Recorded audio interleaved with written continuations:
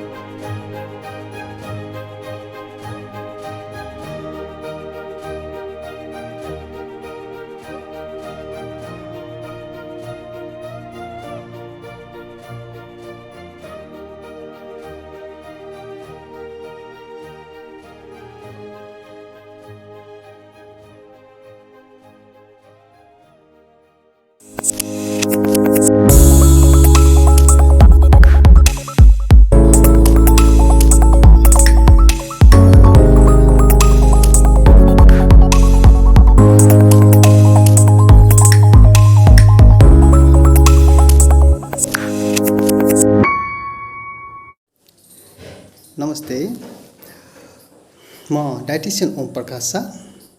सर्वप्रथम म world art branding conclave र म्याडम कीर्ति उपाध्यायलाई धेरै धेरै धन्यवाद दिन चाहन्छु। उहाँले मलाई आफ्नो आर्ट जर्नीको बारेमा केही 2 शब्द राख्ने मौका दिनुभयो, त्यसको लागि धन्यवाद। म विराट मेडिकल कलेज टिचिङ हस्पिटलमा डाइटिशियनको रूपमा कार्यरत छु र सँगसँगै म आफ्नो master degree MSc clinical nutrition and dietetics मा गरिरहेको छु इन्डियाको पेरियर युनिभर्सिटीबाट।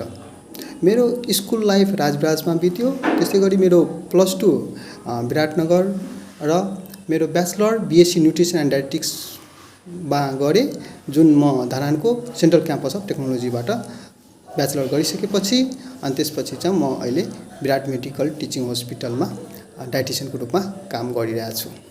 र मेरो आर्टप्रतिको इन्ट्रेस्ट, आर्टलाई चाहिँ मैले एज प्यासन प्यासनको रूपमा लिएछु र सँगसँगै आफ्नो प्रोफेसन सँगसँगै त्यो आर्टलाई पनि सँगसँगै लिएर गइरहेको छु।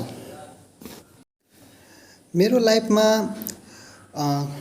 कलाको र आर्ट जुन म गर्छु त्यसको सुरुवात कसरी भयो भन्दाखेरि म सानैदेखि आर्टप्रति र कलाहरूप्रति लगाव भएकोले सानोमा हुँदाखेरि अब दुर्गा पूजाहरू लक्ष्मी पूजाहरू हुँदाखेरि चाहिँ मूर्तिहरू बनाउँदाखेरि त्यो हेरेर त्यो प्रति इन्ट्रेस्ट जागेर आउँथ्यो र कसरी गर्छ भन्ने त्यसको देखासी गर्ने घरमा आएर आफैले माटोले बनाउने त्यस्तो खालको चाहिँ सानोदेखि चाहिँ त्यो हेरेपछि त्यस्तो गर्ने रहर लाग्थ्यो र म गर्थेँ पनि सानोमा हैन मूर्ति बनाएर घरमै राखेर घरमै पूजा गर्ने गर्थेँ।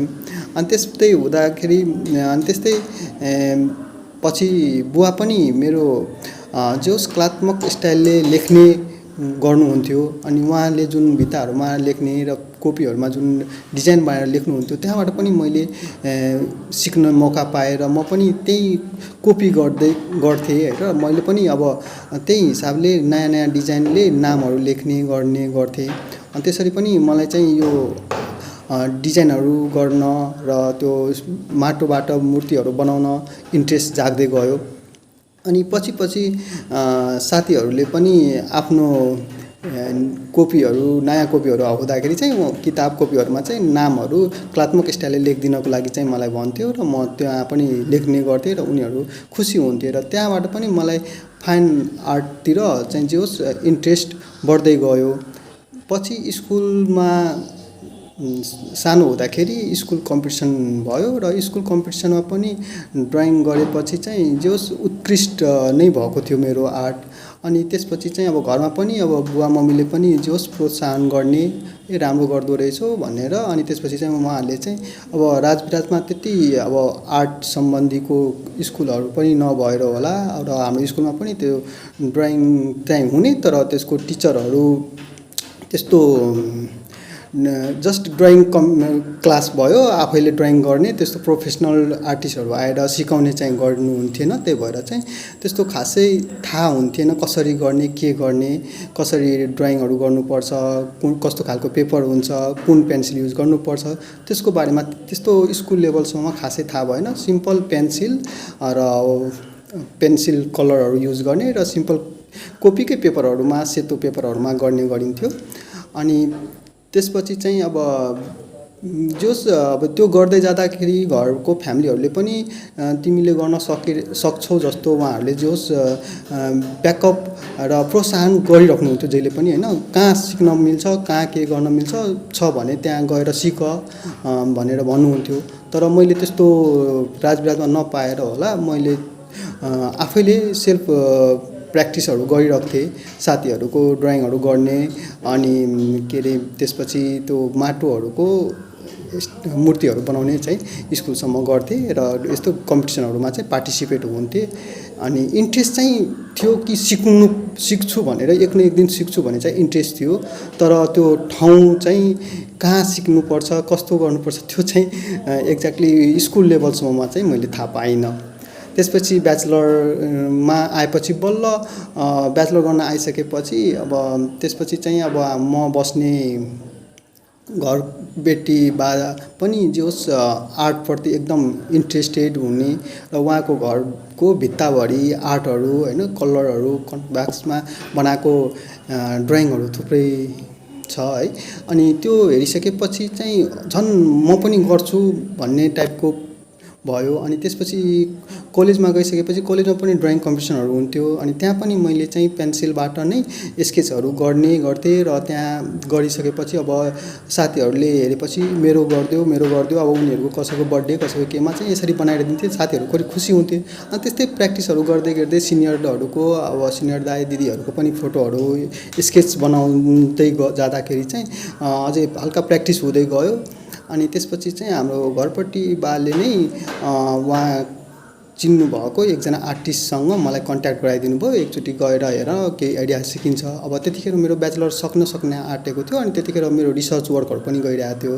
त्यही भएर टाइम नभ्याएकोले अब त्यहाँ विराटनगर धरान छोड्नुपर्ने टाइम भइरहेको थियो त्यतिखेर मेरो अन्तिम नै थियो अनि टाइम नभ्याएर म चाहिँ 1-2 दिन उहाँको डेरामा गएर उहाँले गरेको आर्टहरू कसरी गर्नु हुँदो रहेछ भनेर हेर्दाखेरि चाहिँ बल्ल मैले थाहा पाएँ कि यसको लागि कार्ट्याज पेपरहरू हुँदो रहेछ छुट्टै अनि पेन्सिल पनि डिफ्रेन्ट खालको हुन्छ हैन 1B 2Bहरू हुँदो रहेछ यसको इरेजरहरू छुट्टै हुन्छ सबै कुरा अर्कै खालको हुँदो रहेछ भन्ने आइडिया आयो अनि स्पेशली म चाहिँ ड्राइङ भनेको कस्तो गर्थेँ भन्दाखेरि पेन्सिल युज गर्थेँ नर्मल पेन्सिल युज गर्थेँ र नर्मल सेतो पेपर युज गर्थेँ त्योभन्दा पहिले अनि यो सेडिङहरू गर्दाखेरि कसरी गर्छ भन्दाखेरि थाहा नहुँदाखेरि औँलाले नै गर्ने हैन अनि त्यही आफै गर्दै जाने बिग्रिन्थ्यो अनि आफैले औँलाले गर्दै गर्दै अब जोस एउटा गर्यो त्योमा बिग्रियो फेरि अर्को गर्यो फेरि बिग्रियो यस्तै गर्दा गर्दा प्र्याक्टिस गर्दै गर्दै चाहिँ सिकेको थिएँ पहिला अनि त्यसपछि त्यहाँ गएर चाहिँ जोस उहाँको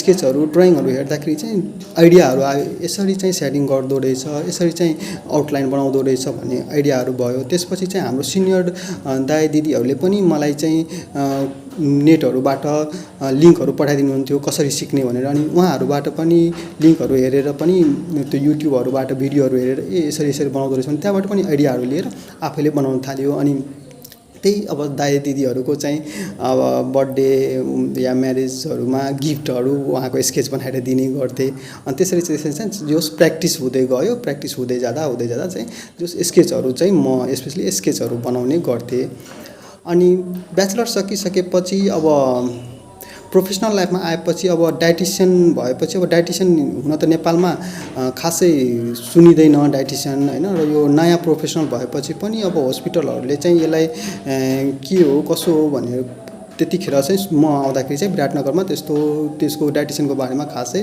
ज्ञान थिएन अनि त्यसपछि चाहिँ मलाई जोस विराट टिचिङमा मलाई डाइटिसियनको रूपमा राखिसकेपछि अब मेरो लागि पनि यो अब मेरो सिनियर नभएपछि म नै फर्स्ट डाइटिसियन भएपछि अब कसरी गर्ने के गर्ने भनेपछि म नयाँ भएपछि मलाई त्यसको लागि चाहिँ जे होस् आफूले सेल्फ स्टडीहरू धेरै गर्नुपर्ने हुन्थ्यो अब दिनभरि ड्युटी गरेर अब राति आएर पढ्नुपर्ने गर्दाखेरि चाहिँ जस त्योमा चाहिँ आफ्नो यो पेसालाई यो डाइटिसियन पेसालाई चाहिँ बढी फोकस गरेर त्यसलाई चाहिँ कसरी बिल्डअप गर्नेतिर चाहिँ आफ्नो नलेजलाई बढाउने र कसरी त्यसलाई चाहिँ अब प्रोफेसनल लाइफमा ल्याउने भन्नेतिर चाहिँ बढी झुकाव भयो र यता चाहिँ आर्ट चाहिँ हल्का त्यति टाइम दिन सकिएन त्यही पनि म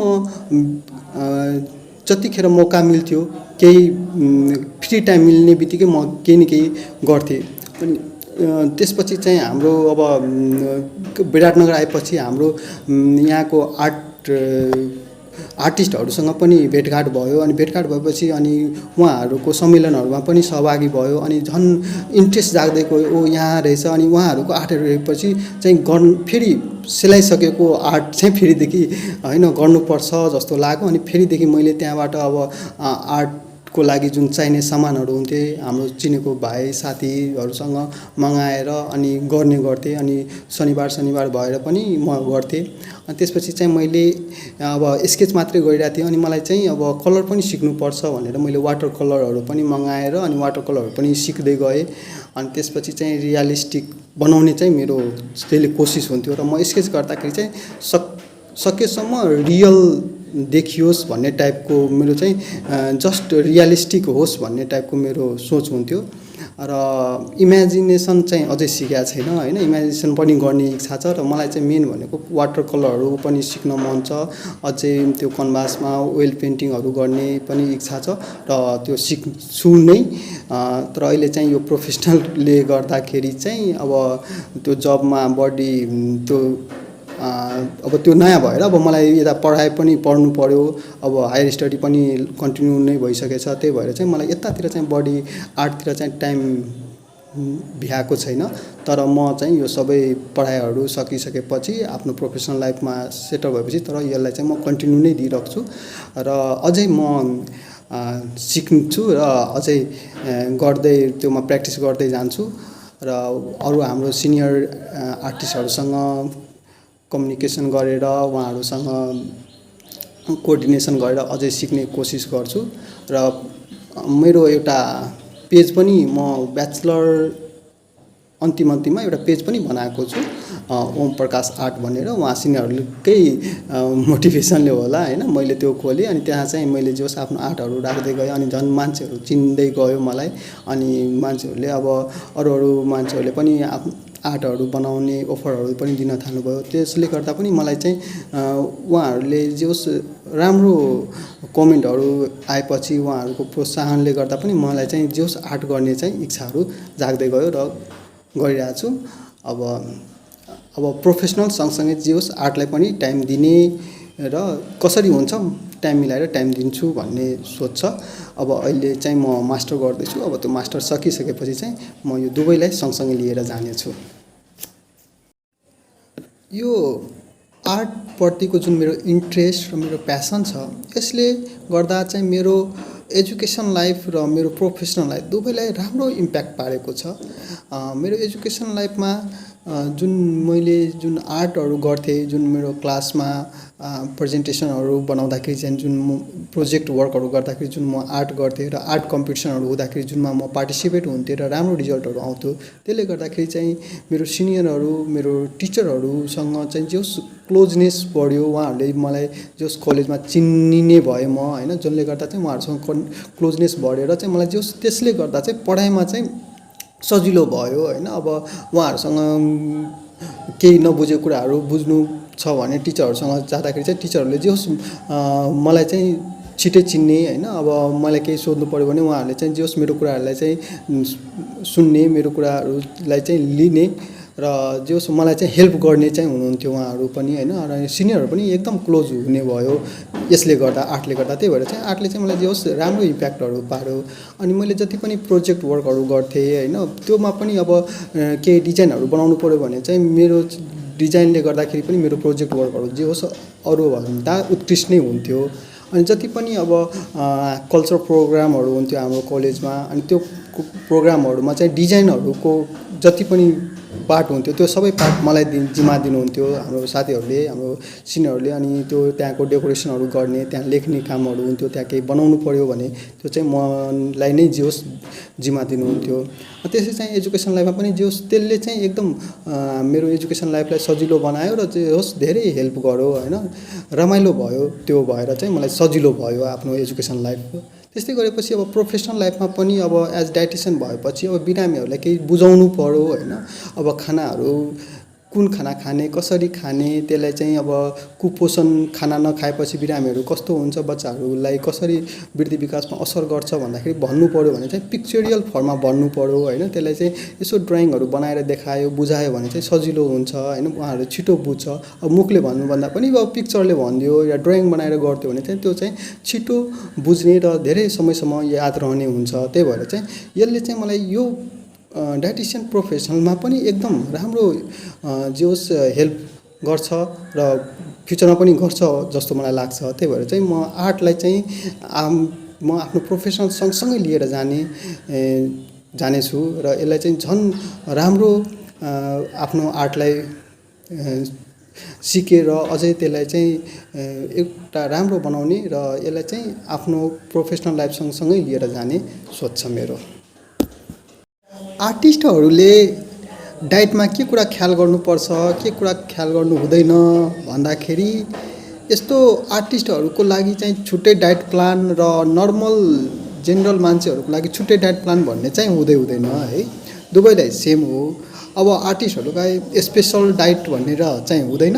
अब त्यो आर्टिस्ट छ तर उहाँलाई चाहिँ कुनै अर्को खालको रोगहरू छ या कुनै मोर्बिडिटीहरू छ भने त्यो रोगहरूको हिसाबले चाहिँ डाइट प्लानहरू चाहिँ गर्न सकिन्छ। त्यही हिसाबले चाहिँ उहाँहरूलाई चाहिँ डाइट प्रिस्क्राइबहरू गर्न सकिन्छ।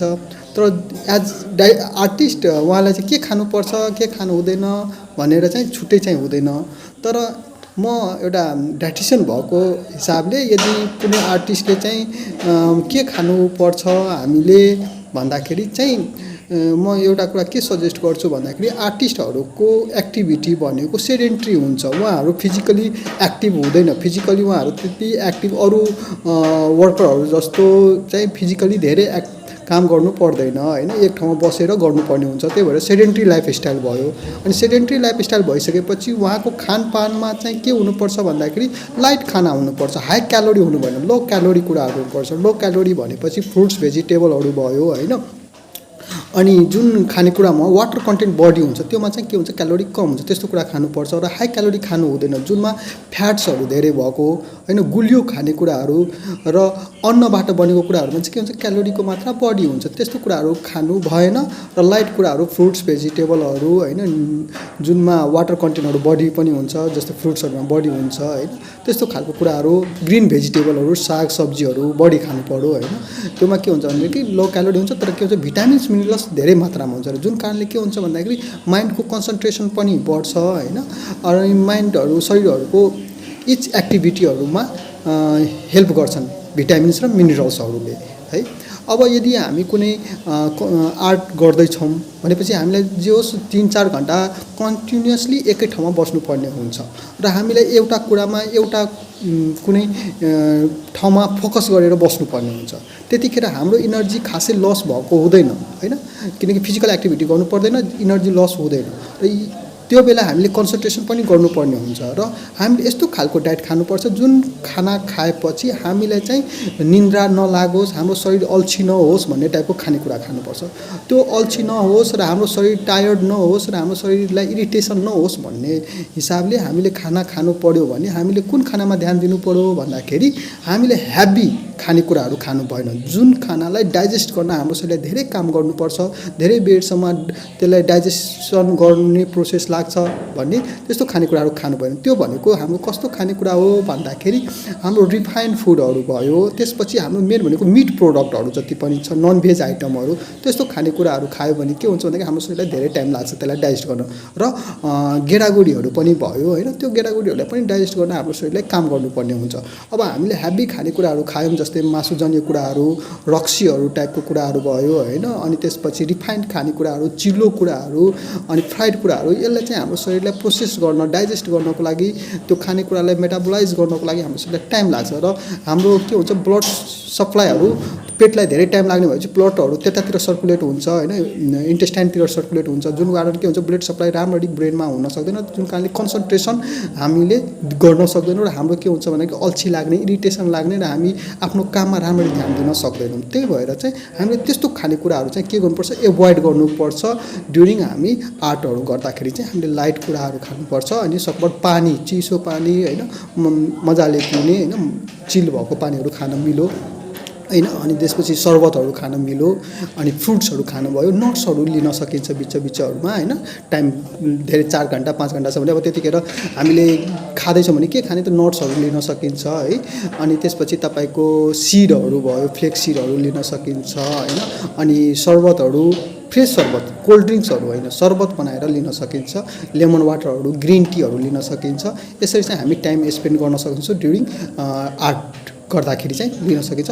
त्यतिखेर चाहिँ हामीले जङ्क फुडहरू लिनु भएन, जस्तै नुनिलो कुराहरू, प्याकेट फुडहरू, चिप्सहरू, यस्तो कुराहरू चाहिँ खानु भएन। यसरी चाहिँ हामीले आर्ट गर्दाखेरि चाहिँ एज आर्टिस्ट हामीले यो कुराहरूमा ध्यान दियो भने सायद मलाई लाग्छ हामीले आर्ट गर्दाखेरि चाहिँ हामीलाई सजिलो हुन्छ।